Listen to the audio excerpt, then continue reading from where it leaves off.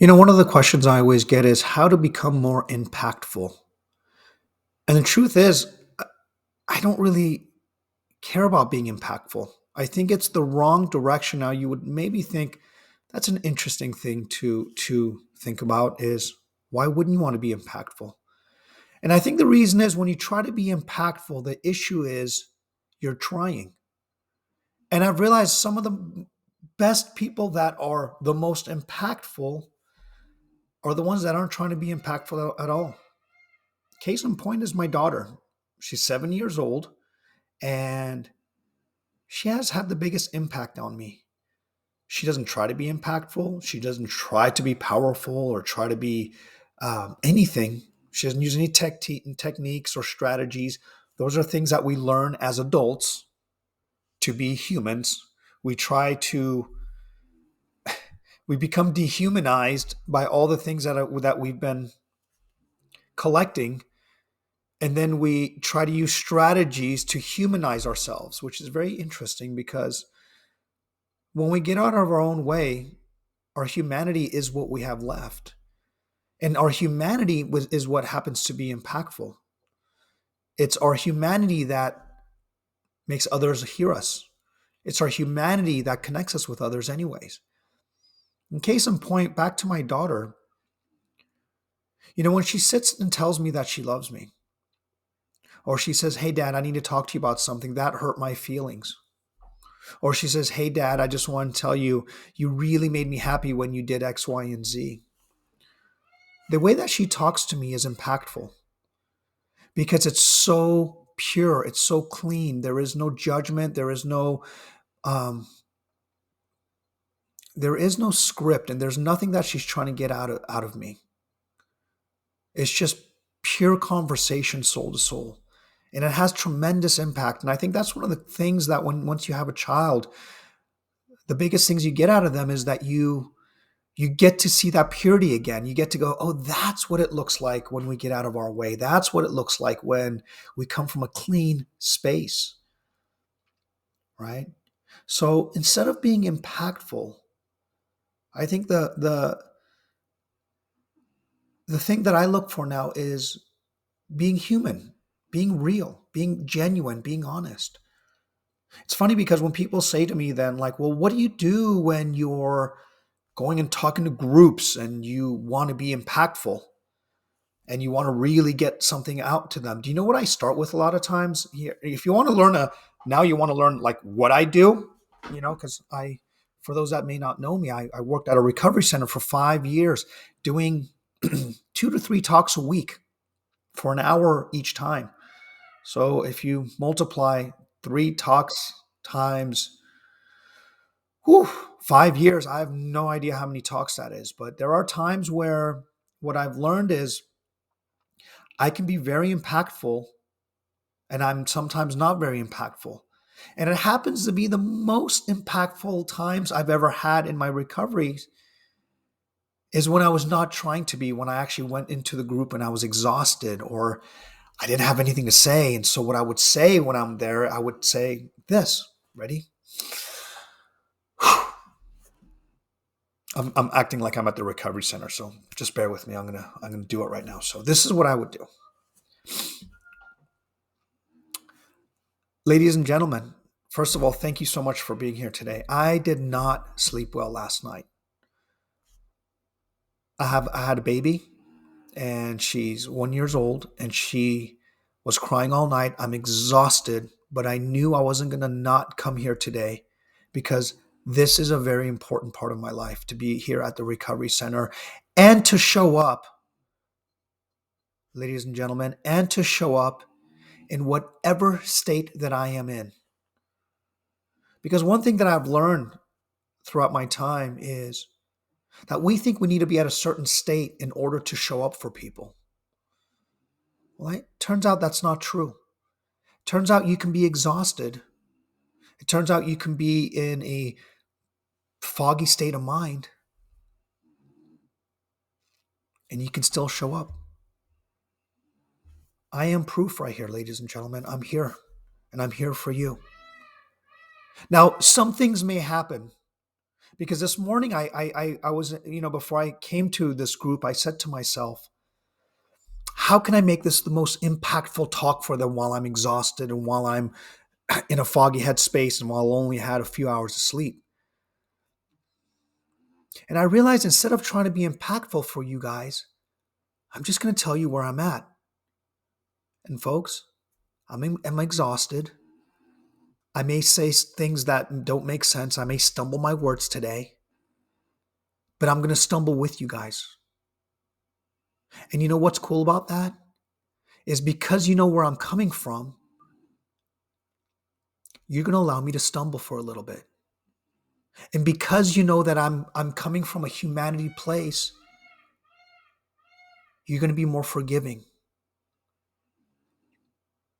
And it turns out if you do the same thing for yourself, if you give yourself permission to stumble, if you give yourself permission to let others see that you're not perfect and you're perfectly whole being imperfect, you may just get the permission you need, not only from others, but you may get the permission you need to forgive yourself as well. Now, I'm coming up with all this from my own spirit right now because I didn't have anything prepared. It turns out you don't have to have anything prepared when you're coming from here. And when you're coming from this whole body, the preparation is coming in this moment. And so, ladies and gentlemen, for the next hour, let's stumble together, let's fall together, but more importantly, let's know that when we stumble and fall, we can all pick each other up and stumble again and pick up. And what you'll notice is not so much that when you fall, it hurts, because it does. It's that every time you fall, you can get back up, and there are going to be people around you that will help you get yourself up. That's what's up for grabs, ladies and gentlemen. And so for the next hour, excuse me as I fall, but watch the magic as we get up together and do it over and over again and call that thing humanity.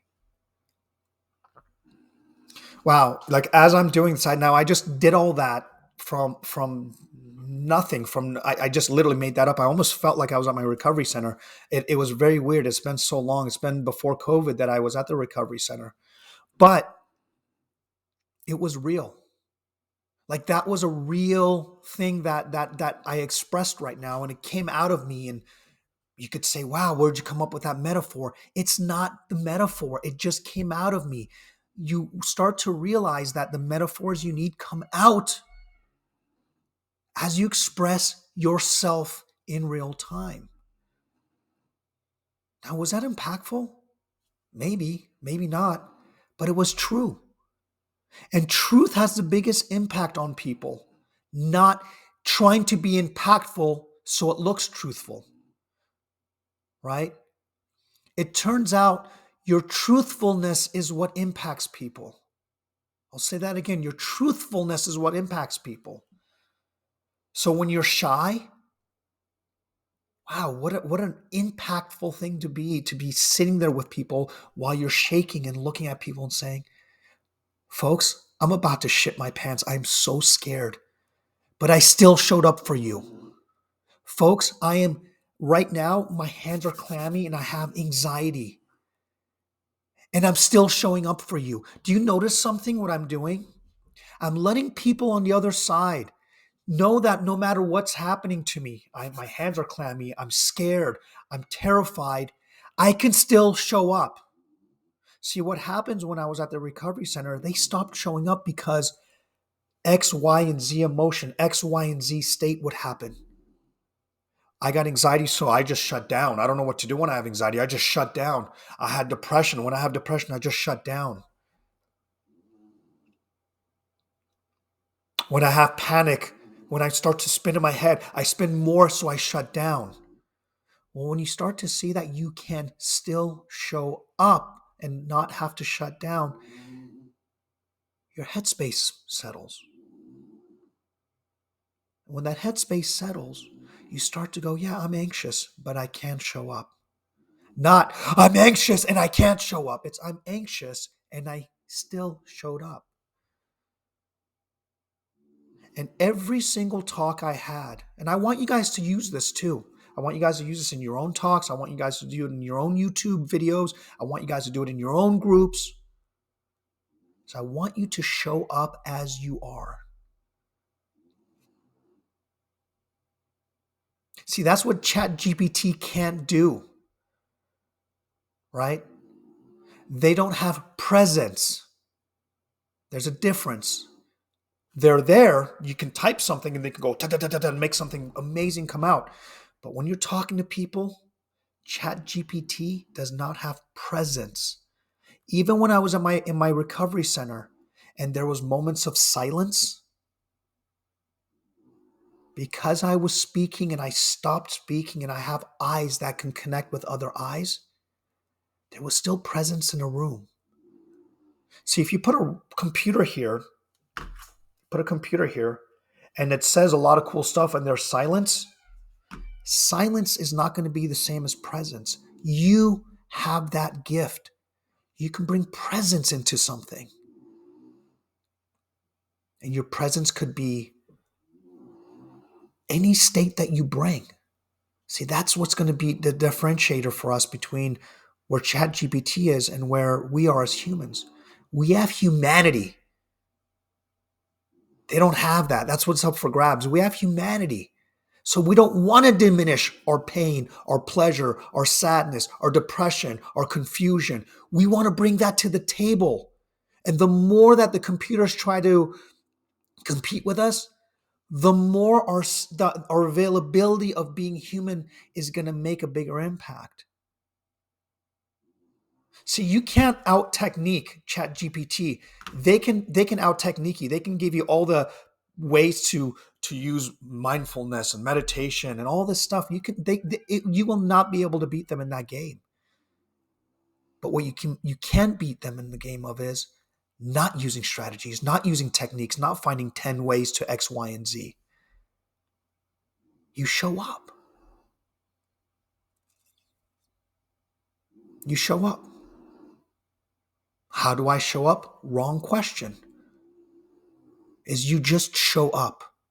And the how gets formed as you're walking the journey. Like this video, you know how I showed up? I hit record. I went, okay, I'm going to make a video, hit record, and 13 minutes showed up. I want you guys to utilize this, whether you're doing this for your writing, whether it's for podcasts or webinars. Just show up and see what comes from that space. And if you screw up, which I do all the time, guess what's cool? The biggest, coolest thing that you can say on a podcast or on a webinar or even in your writing is, folks, I screwed up. Will you give me another chance to start again? That does something for people. That right there, boom, humanity collides and they go, of course we will. Of course we'll let you start again. Of course we'll give you another opportunity. Because what they're seeing is a reflection of themselves saying, if that person gave themselves permission to show up again and mess up and start over again, maybe they'll see that in me. Maybe they'll be kinder with me. Maybe they'll give me that same permission when I mess up, and we will. And that's how we make the world better. As we start with ourselves. We give ourselves permission. We let other people see how kind we are with ourselves. That's what my daughter taught me. She shows up. She messes up. She cries. She picks herself back up. Sometimes I pick her up. And we go on this journey together. And I know one day she may lose that. But one day she may not remember that. And she may think that it's a strategy. Or maybe if I give my dad a kiss, even though I don't want to kiss him right now, on the cheek, maybe I'll give him a kiss. And maybe he'll give me some money so I can go get ice cream. Hope she never has to do that. I hope she just knows that a simple kiss on its own is worth everything in the world. It doesn't have to be a kiss and ice cream, a kiss and whatever. Holding hands and he will. I just want to hold your hand. I just want to kiss. We'll get ice cream either way because you're my daughter and I love you. And you guys are my listeners and I love you just the same. Thanks for watching.